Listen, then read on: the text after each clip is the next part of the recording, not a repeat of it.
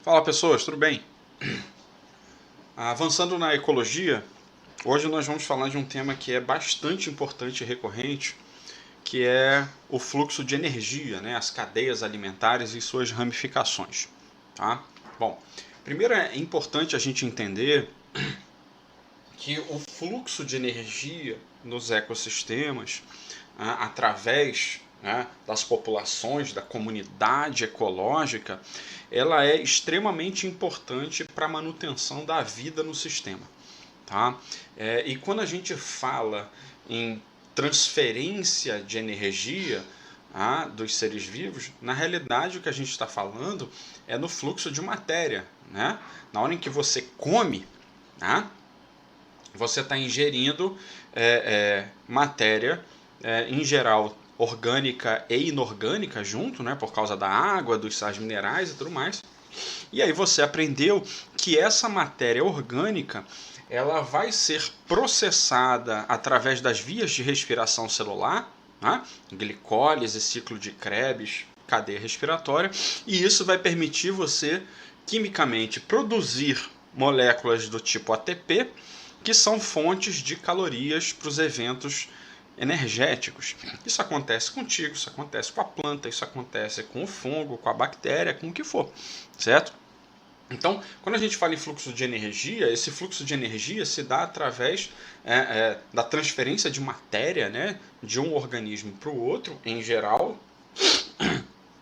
E essa matéria ela vai ser processada pelos mecanismos de respiração celular. E aí você lembra que nesse caso você tem a conversão de energia orgânica em energia, matéria orgânica em matéria inorgânica para que haja a extração de energia para a formação de moléculas calóricas, né, como o caso do ATP. Tá bom? Bom, no caso do estudo da ecologia, esse fluxo de energia ele se dá através do que a gente chama de cadeias alimentares. Tá? Através da transferência de energia, que a gente já viu que se dá através da matéria, tá? Entre os componentes, entre as populações que formam aquela cadeia alimentar. Certo isso? Além das cadeias alimentares, o que a gente vai discutir depois, né, é a complexidade das cadeias que em alguns casos vão formar estruturas que a gente chama de teias alimentares, que é aquela situação em que principalmente animais podem se alimentar de diferentes fontes, e aí ao invés de você ter um sistema, aspas, linear, como é o caso aqui dessa cadeia, você vai ter um sistema mais complexo em que os organismos eles possuem várias fontes de alimento. Bom, então, numa cadeia alimentar, basicamente você vai ter três tipos de classificação de seres vivos, né, de populações daquela comunidade. Você vai ter os sujeitos que são classificados como sendo os produtores, certo? Os consumidores e os decompositores, certo? De maneira geral, todos possuem certa dependência. Obviamente, você deve lembrar lá da tua aula na quinta série, no sexto ano, que a gente aprende que os produtores são os mais importantes, porque são eles que produzem a matéria, eles que são os autotróficos e tudo mais. Concordo, tá certo isso aí.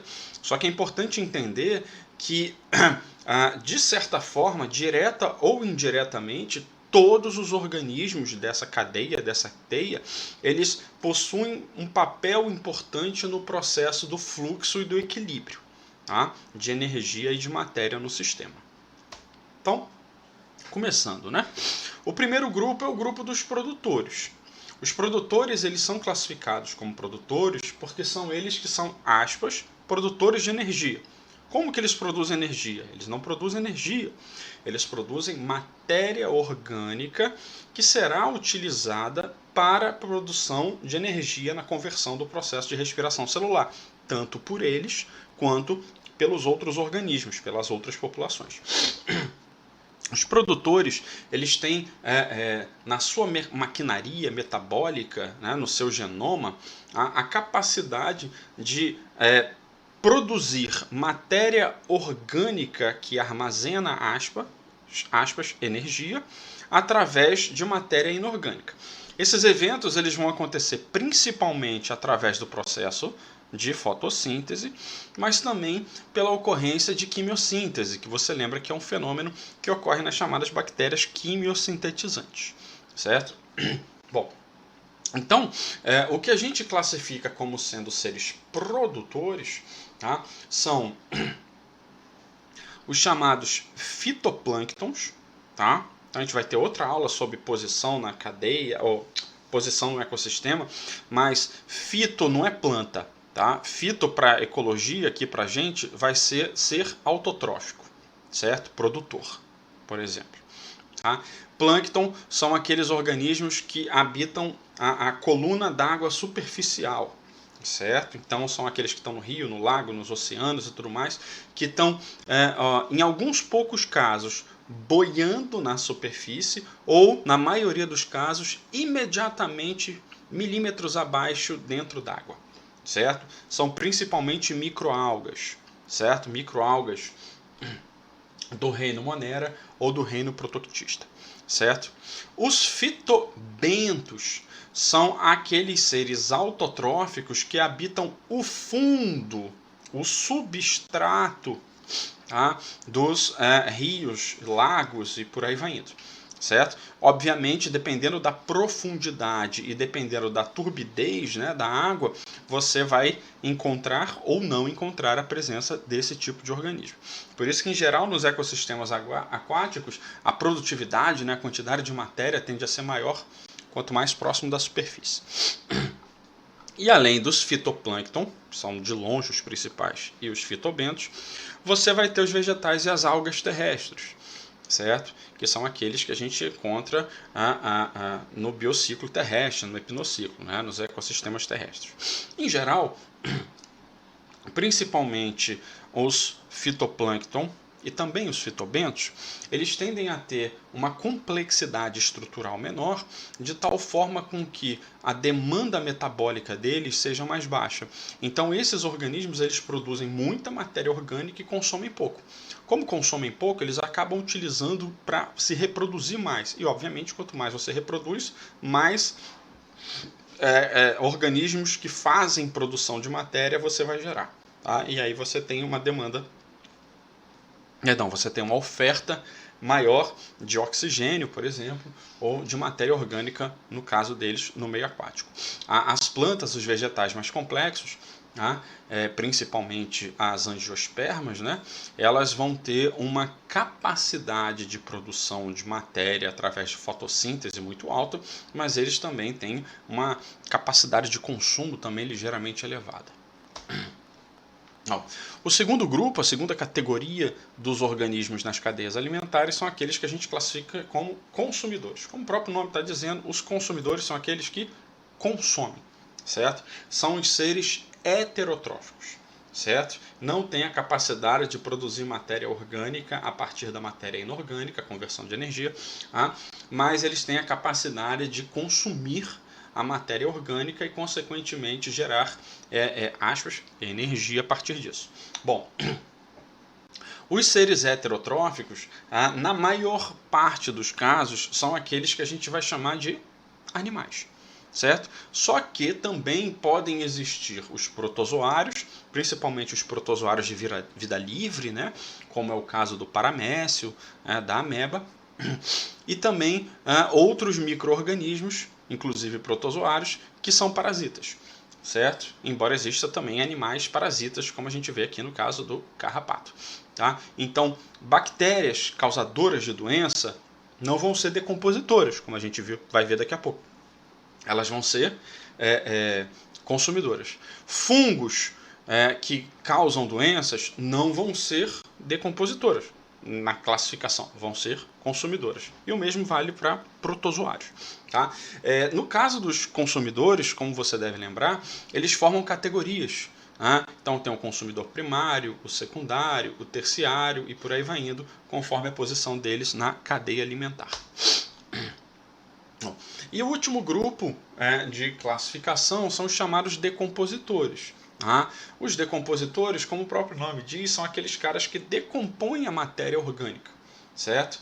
O que eles fazem? Grosseiramente é o mesmo que nós, certo? Embora nós não sejamos decompositores, sejamos consumidores. O que eles fazem? Eles precisam de matéria, principalmente a matéria orgânica, para que a partir da matéria orgânica você seja capaz de, através do processo de respiração celular, igual nós, igual os próprios produtores, conseguir produção de ATP, conseguir produzir energia para sobreviver, certo? A diferença é que esses sujeitos, salvo algumas exceções, eles tendem a absorver diretamente a partir do ambiente. Tendem a se alimentar preferencialmente da matéria morta. Então, salvo exceções como o caso de alguns animais, como o que a gente chama de animais detritívoros, que vão se alimentar de resíduos e de matéria morta, como urubu, abutres, minhocas, larvas de insetos e por aí vai indo, a maioria dos decompositores eles são fungos e bactérias e alguns poucos protozoários de vida livre também. Esses caras eles vão secretar no ambiente onde eles estão inseridos enzimas, e essas enzimas vão degradar a matéria, transformando moléculas maiores em menores para que eles possam absorver, e uma vez absorvendo, vão utilizar lá no seu processo de respiração celular. Em geral, o termo mais comum é decompositores, mas o termo mais adequado é organismos sapróvoros. Os organismos sapróvoros eles podem ser divididos em duas categorias. Os saprófitas, que são aqueles que decompõem os produtores, os autótrofos, e os saprozóicos, que são aqueles que decompõem os heterotróficos, consumidores ou os próprios decompositores. Certo? Lembra que um dos elementos importantes é que principalmente os decompositores micro-organismos, fungos, bactérias e alguns protozoários, eles fazem muito uso de matéria orgânica, mas eles usam pouco matéria inorgânica. Então parte da matéria inorgânica, da matéria que ele está decompondo, fica livre no ambiente, ou eles podem até secretar isso. E essa matéria inorgânica ela acaba sendo reabsorvida pelos produtores e entrando de volta nas cadeias alimentares, uma vez que vai entrar na composição de suas moléculas, células, tecidos. E na hora em que os consumidores vão consumir, lembra, a gente não consome só matéria orgânica, a gente consome matéria. E ao consumir matéria, vai orgânica e inorgânica e por aí vai indo.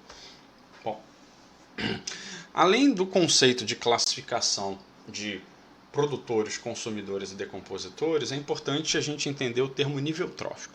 Nível, ou seja, tem vários níveis tróficos na cadeia alimentar. Certo? Os níveis tróficos são a posição de cada população na cadeia alimentar. Certo? Então, o primeiro nível trófico, que vai ser sempre a base das cadeias alimentares, vão ser os produtores. Certo? Por quê? Porque eles são os únicos autotróficos, eles são os únicos que são capazes de gerar matéria orgânica. Então, os seres produtores, eles são sempre o primeiro nível trófico. Certo? Os consumidores que se alimentam dos produtores, eles são os consumidores primários. O consumidor primário sempre vai ser o segundo nível trófico. Certo?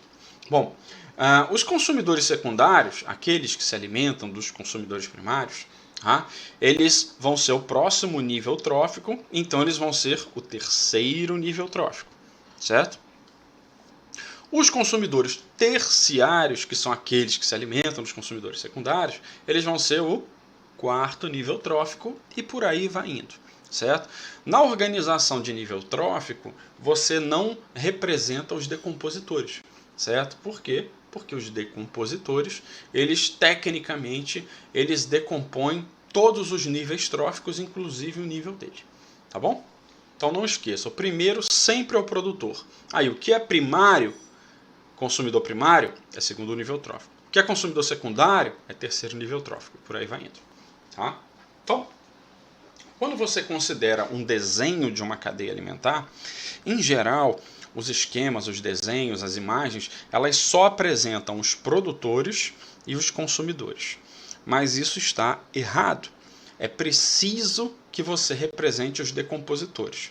Tá? Essa simplificação, ela é para, como o próprio nome diz, para simplificar, como está aqui embaixo, mas esquece de levar em consideração sujeitos importantes que são os decompositores. Tá? Então, a setinha que está aqui, tá, serve de alimento para. Então, o que você tem aqui? Ó?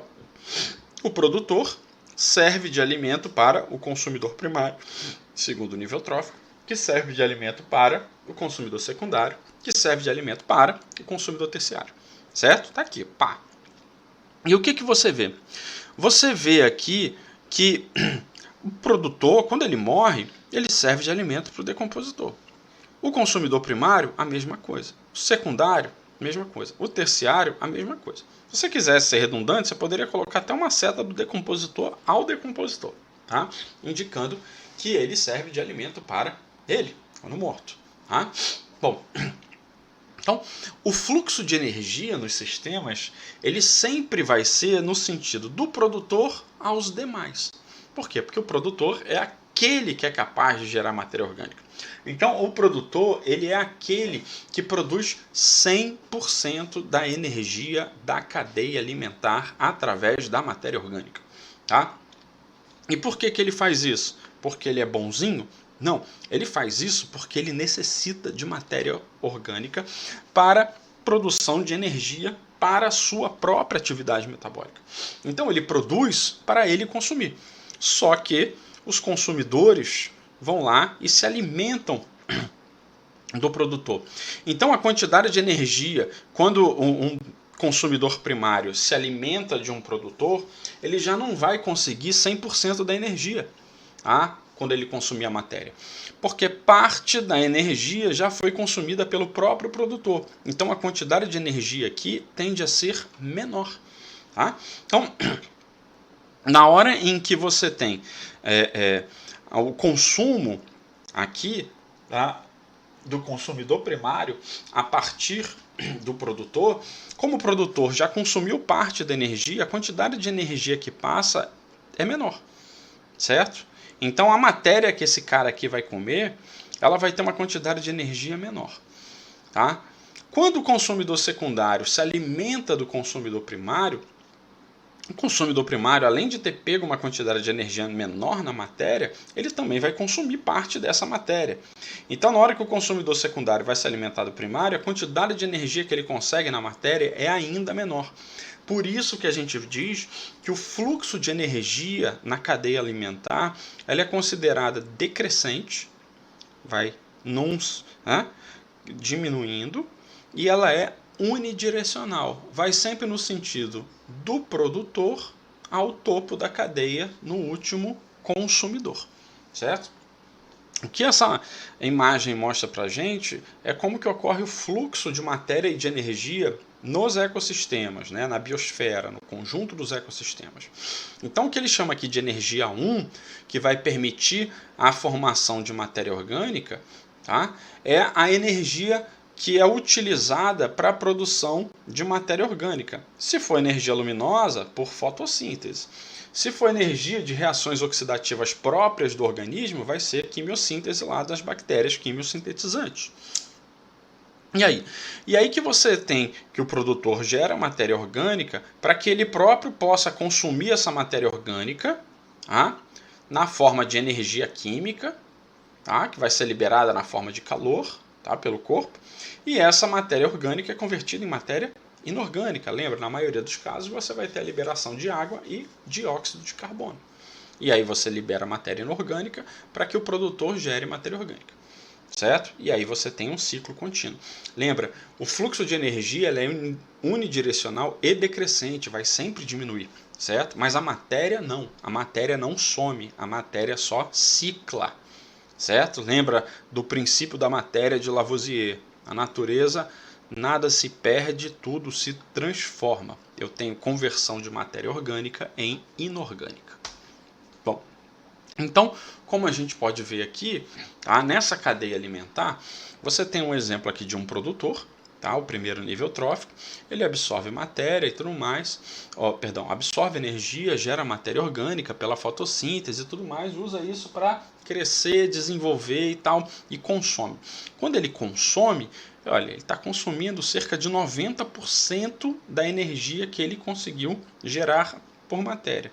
Então, quando um consumidor primário se alimenta dele, olha a quantidade de energia que vai na matéria, 10% só. Tá? Não é exagero isso. Então, dependendo do tamanho do organismo, ele vai precisar comer muito. Pensa numa vaca, num boi, no porte de um bicho daquele tamanho. A quantidade de energia que chega na matéria que ele está consumindo é tão pequena que o bicho passa boa parte do dia comendo, certo? Para compensar. Aí aqui, ó, na hora em que ele consome a energia, tá, da matéria que ele adquiriu, está mostrando aqui, ó, de 10 ele consome 9. Então, na hora que o consumidor secundário ele vai se alimentar, a quantidade de energia armazenada na matéria é muito baixa. E aí, de novo, dependendo do porte do animal, ele vai ter que caçar muito, ele vai ter que comer em grande quantidade para compensar a sua necessidade metabólica, certo? Então, o fluxo ele é muito decrescente, ele não é pouco decrescente, ele é muito decrescente. Tá? Então, nesse sentido, como o fluxo de energia é muito decrescente, ele vai diminuindo, ó, aqui ó, a energia gerada pelo sistema no produtor. Aqui é o que vai passar para o consumidor primário, né, segundo nível trófico. Aqui é o que vai passar para o consumidor secundário, terceiro nível trófico. E aqui é o que vai passar para o consumidor quaternário, consumidor terciário, quarto nível trófico. Conforme você vai vendo aqui, ó, isso que está clarinho aqui, ó, é energia perdida no sistema. Então o que chega lá no topo da cadeia alimentar é uma quantidade de energia muito baixa. Por isso que na maioria dos casos, as cadeias alimentares conhecidas e descritas, elas possuem no máximo um consumidor terciário.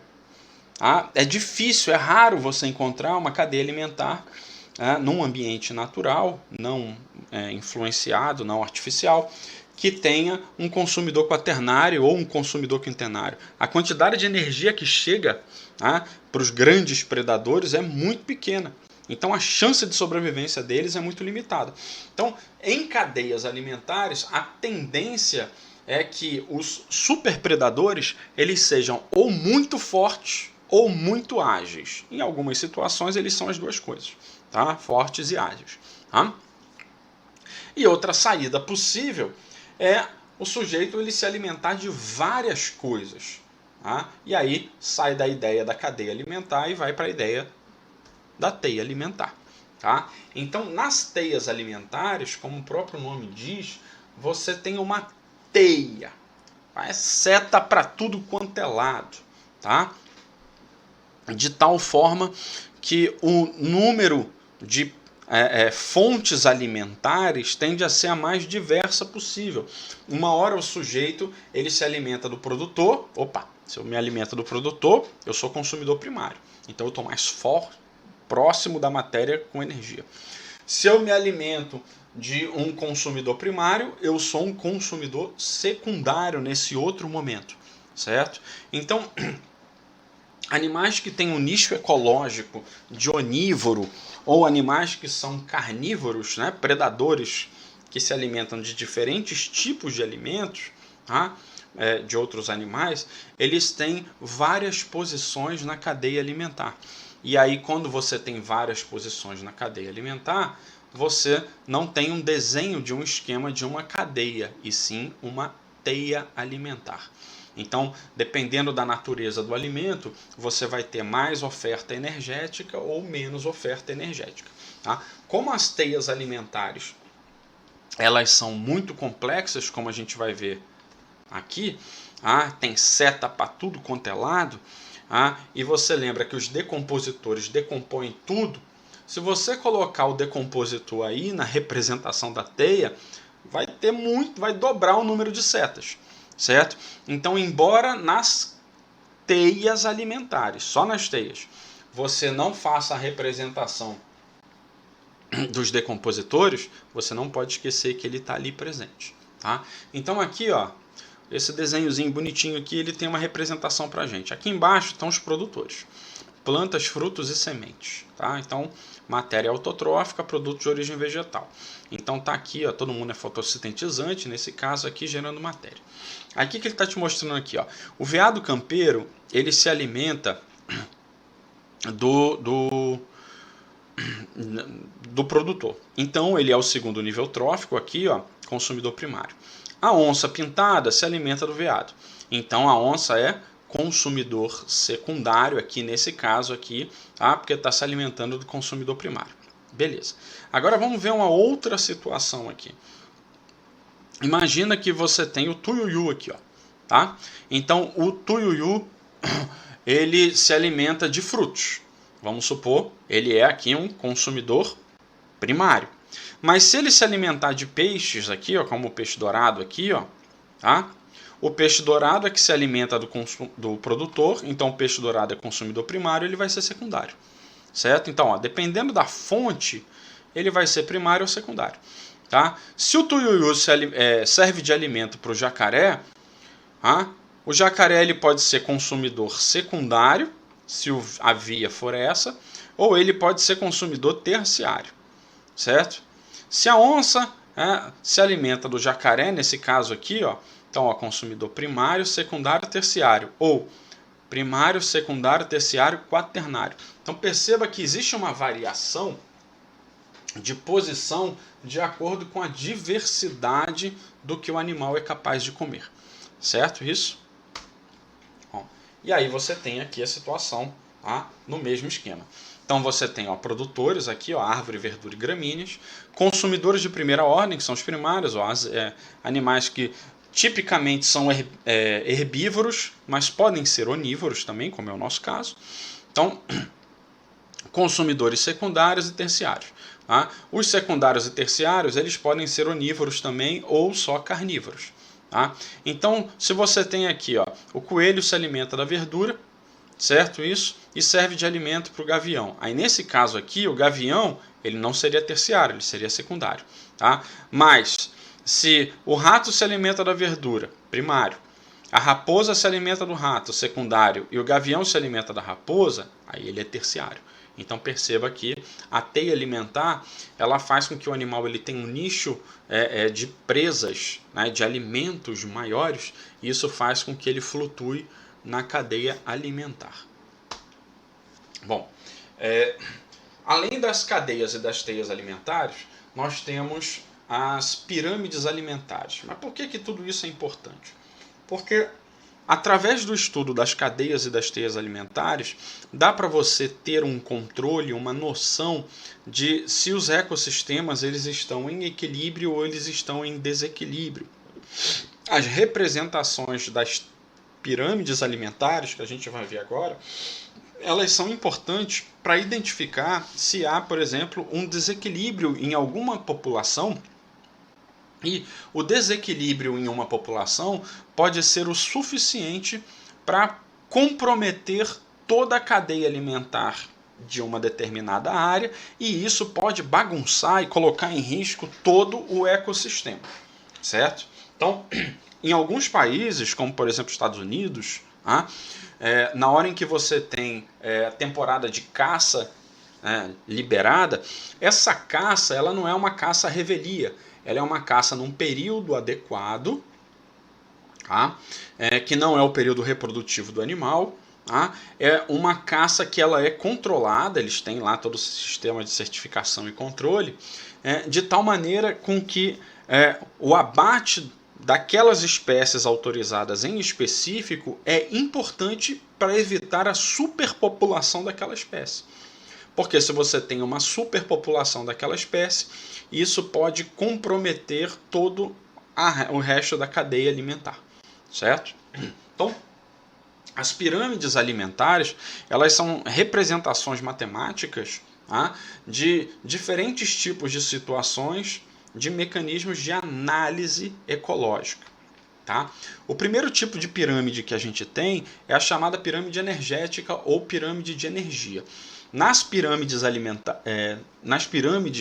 alimentares, em geral, todos os três tipos, você não representa os decompositores também, certo? Mas não esqueça que eles estão naquele ambiente. Uma pirâmide de energia, como o próprio nome diz, ela leva em consideração a quantidade de energia em cada nível trófico. Lembra, nível trófico não é um indivíduo, nível trófico é uma população. A gente tem que pensar sempre no N, na quantidade de sujeitos. Tá? Uma pirâmide de energia em equilíbrio, não importa o tipo de cadeia alimentar que você tiver. Tá? Mas uma pirâmide em equilíbrio, ela vai ter sempre o formato de pirâmide. Base larga e ápice reduzido. Tá?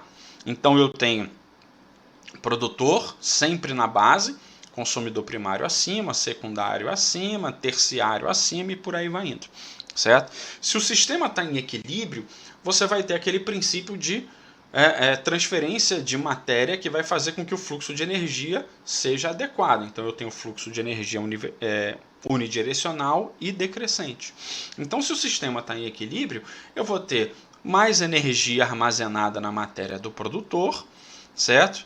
E, consequentemente, uma quantidade menor no consumidor primário, uma quantidade ainda menor no consumidor secundário e o sistema está em equilíbrio. Tá?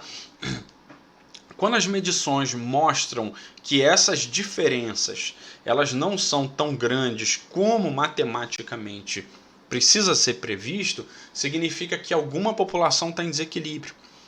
Esse desequilíbrio pode ser caracterizado principalmente por um aumento muito grande de uma determinada população. Então imagina essa situação aqui. Se eu tenho uma população de herbívoros aqui que aumentou drasticamente, tá? Se essa população aumentou drasticamente aqui, é porque muito provavelmente a população dos consumidores dela diminuiu por alguma razão, certo? E aí, se a população de herbívoro aumenta demais, ele vai consumir muito produtor. E na hora em que eu consumo muito produtor, a população de produtor pode entrar em declínio. E ao entrar em declínio, vai comprometer a energia do sistema como um todo. Certo? Então você tem que intervir identificando qual é a origem do problema. O segundo tipo de pirâmide que você tem, que é uma pirâmide consequência da pirâmide energética, é a pirâmide de biomassa. Segue o mesmo princípio, pirâmide de biomassa. Lembrando que a gente está levando em consideração sempre a população, não o indivíduo. É ecologia, né? Na pirâmide de biomassa, o que você tem? Você tem que quanto maior a biomassa disponível, a tendência é que mais energia tende a ser gerada a partir da biomassa daquela população. Então, em equilíbrio, salvo uma exceção que eu vou falar daqui a pouco, em equilíbrio, a pirâmide de biomassa ela tem o mesmo formato da pirâmide de energia, porque uma é consequência da outra. A pirâmide de energia é uma consequência da de biomassa. Então, você tende a ter maior biomassa nos produtores, aí um pouco menos no consumidor primário, menos ainda no consumidor secundário e por aí vai indo, certo? Então, em equilíbrio, essas populações elas estão alinhadas e arranjadas de tal forma com que o nível de cima é sempre menor, certo? A única exceção conhecida é a população dos ecossistemas aquáticos, onde você tem que a quantidade de fitoplâncton em biomassa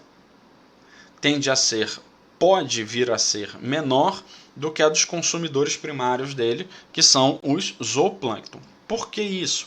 Porque os fitoplâncton, embora isso obviamente tem um limite, né? Se a diferença for muito grande, a população de zooplâncton vai acabar dizimando a de fitoplâncton. A população de fitoplâncton ela acaba se reproduzindo numa velocidade muito grande e produzindo uma grande quantidade de energia, de tal forma com que, mesmo ela sendo consumida, a sua população ela não entra em declínio definitivo. Certo isso? Mas obviamente isso tem um limite. E o último tipo de pirâmide que você tem é a chamada pirâmide de números. Tá? A pirâmide de números é a única pirâmide que em equilíbrio pode ter qualquer formato geométrico ou derivado possível. Tá? Por quê? Porque ela leva em consideração o número de indivíduos na população. Tá? Obviamente, a pirâmide de números ela pode variar de forma, mas se você converter mentalmente ela em biomassa ou em energia, ela vai ter que, em equilíbrio, ter o formato de uma pirâmide normal. Então aqui, ó, por exemplo, uma pirâmide, número de indivíduos, aí produtores, você tem várias gramíneas aqui, ó, essas milhares de gramíneas servem de alimento para dezenas de gafanhotos, consumidores primários, que servem, milhares de, vamos corrigir aqui, produtores, servem de alimento para centenas de consumidores primários, gafanhotos, que servem de alimento para, vamos supor, uma dezena de consumidores secundários, sapos, que serve de alimento para duas cobrinhas aqui, consumidores terciários, quarto nível trófico. Então perceba, se você for medir a biomassa desses caras aqui todinho, vai dar esse formato também, pela quantidade de indivíduos. Tá? Se você for levar em consideração a biomassa e a energia, vai ter esse formato. Aí agora pensa aqui, ó. Imagina esse outro caso aqui. Eu tenho uma população de produtores, de árvores. Vamos supor que eu tenho 5 mangueiras, certo? Para uma centena de larvas, tá? De insetos, certo? Que servem de alimento para 8 passarinhos, que servem de alimento para um gavião, certo? Então, ó, numericamente, eu tenho esse formato estranho aqui, ó, que parece um losango, né? Certo? Só que se você for considerar biomassa, aqui tem mais, depois aqui, e aqui, como é um sujeito só, é um só. Certo? Então, energeticamente, em biomassa, eu teria esse formato, embora em números eu tenha outro formato. Certo? Então, a mesma coisa aqui. Uma pirâmide de números, ela pode ter todos os formatos possíveis. Certo? Então, ó, no exemplo da variação de fitoplâncton, eu posso ter uma população muito pequena de fitoplâncton e maior de zooplâncton, como a gente viu, tá? Na biomassa agora há pouco, certo? Mas como esses caras aqui eles se reproduzem numa velocidade muito maior que os outros, conforme ele vai sendo consumido, ele vai reproduzindo e gerando mais indivíduos, certo? E aí você tem a manutenção do sistema em equilíbrio. Ó. Uma árvore, milhares de pulgões e zilhões de protozoários, uma pirâmide invertida. Mas obviamente a biomassa de uma árvore e a quantidade de energia armazenada é muito maior do que no pulgão, que é muito maior do que no protozoário. Certo? Bom, outro conceito importante é o conceito de magnificação trófica ou de bioacumulação. Tá? Por quê? Porque existem certas matérias que compõem a natureza que elas não são biodegradáveis. Então, na hora em que o animal consome, na hora em que a planta absorve, o decompositor decompõe e tudo mais, essas matérias elas não são biodegradáveis e algumas delas tendem a ser tóxicas. E algumas delas não são nem eliminadas, elas são acumuladas no corpo dos organismos das cadeias e das teias alimentares, certo? Então, essas substâncias elas podem ser metais pesados, podem ser toxinas não biodegradáveis, podem ser pesticidas, né, defensivos agrícolas, né, que é o gourmetizada de pesticida, e por aí vai indo. Só que o que acontece? O que acontece é que, como a gente sabe que na cadeia alimentar, quanto mais distante do produtor você tiver, menos energia chega. Lembra, o produtor é o cara que produz toda a energia. através da matéria e ele consome a maior parte. E como a gente viu que o fluxo de energia ele é unidirecional e decrescente, quanto mais distante do produtor você tiver, menor vai ser a quantidade de energia que você vai conseguir na matéria. Então, se a quantidade de energia que você consegue é menor, você vai ter que comer uma quantidade maior. E é isso que você tem. Como essas matérias elas acumulam no organismo, quanto mais longe do produtor, mais o sujeito bioacumula esses elementos. Tá? A diferença entre bioacumulação e magnificação trófica é que na magnificação trófica, quanto mais longe do produtor, certo? Aqui, ó, eu tenho o primeiro nível trófico, aqui eu tenho o quarto nível trófico. Então, quanto mais distante do produtor, mais o cara consome, porque ele precisa de mais matéria para conseguir energia. Então, quanto mais matéria ele come, mais ele se contamina. Isso é a magnificação trófica ou biomagnificação. A bioacumulação é o termo que está associado ao acúmulo dessas substâncias tóxicas ao longo da vida. E aí, obviamente, quanto mais o sujeito consome ao longo da vida, mais ele vai bioacumulando. Certo? São dois conceitos importantes, mas que têm essas ligeiras diferenças. Tá bom? E para a gente terminar, um conceito de produtividade, que é só uma introdução, porque na próxima aula eu vou falar para vocês de sucessão ecológica, e essa sucessão ecológica ela vai fazer uso desse conceito aqui de produtividade. Tá? Quando a gente fala em produtividade, a gente está falando em produção de matéria e através do aproveitamento da energia. Quem faz isso é o produtor, seja pela fotossíntese ou pela quimiossíntese. Quase sempre é pela fotossíntese.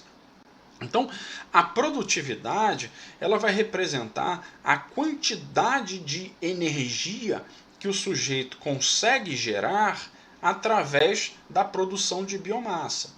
Certo isso? E aí o que a gente viu é que na hora em que um produtor ele consome essa matéria, ele vai consumir parte da energia também, uma boa parte. Tá? Isso leva ao que a gente chama de produtividade primária bruta e produtividade primária líquida. A produtividade primária bruta é toda a produção de matéria, biomassa, a partir do aproveitamento da energia do sistema. Ou seja, é a taxa fotossintética total daquela população. Só que a gente sabe que a planta, a alga, as microalgas, elas fazem fotossíntese para consumir, certo? Esse consumo ele vai ser a partir de quem? A partir da produtividade primária bruta, certo? Então, o que sobra é a produtividade primária líquida. A produtividade primária líquida é aquela quantidade de energia através de biomassa que vai ser transferida na cadeia alimentar para os próximos níveis tróficos. Certo? Isso, como a gente já viu, eu já falei algumas vezes, quanto mais distante do produtor, menor vai ser a quantidade de energia armazenada na matéria. Então, o consumidor lá de topo de cadeia ele vai ter que se alimentar em uma quantidade maior. E isso pode ser um fator limitante ao desenvolvimento de toda a comunidade daquele ecossistema. Certo? Mas isso vai ser algo que a gente vai discutir mais na aula de amanhã. Então, a produtividade primária é a relação de produção de biomassa pelos produtores a partir da utilização da energia do sistema. No caso aqui, a energia luminosa. Certo? A produção, a produtividade secundária é a produção de energia a partir da energia gerada pelo produtor, certo? Da biomassa gerada pelo produtor. Então ela vai ser a transferência entre os consumidores, principalmente, e também como produto da decomposição, embora não entre na conta. Tá bom? Mas isso é tema que a gente vai discutir com mais calma na aula de amanhã, porque explica como que os ecossistemas vão se tornando mais complexos e vão chegando num ponto limite de biodiversidade. Tá bom? Mas isso a gente discute amanhã. Se gostou, dá o joinha aí, tá? Manda pergunta nos comentários. Vamos trabalhar, tá? Até a aula de amanhã. Um abraço a todos. Fiquem bem.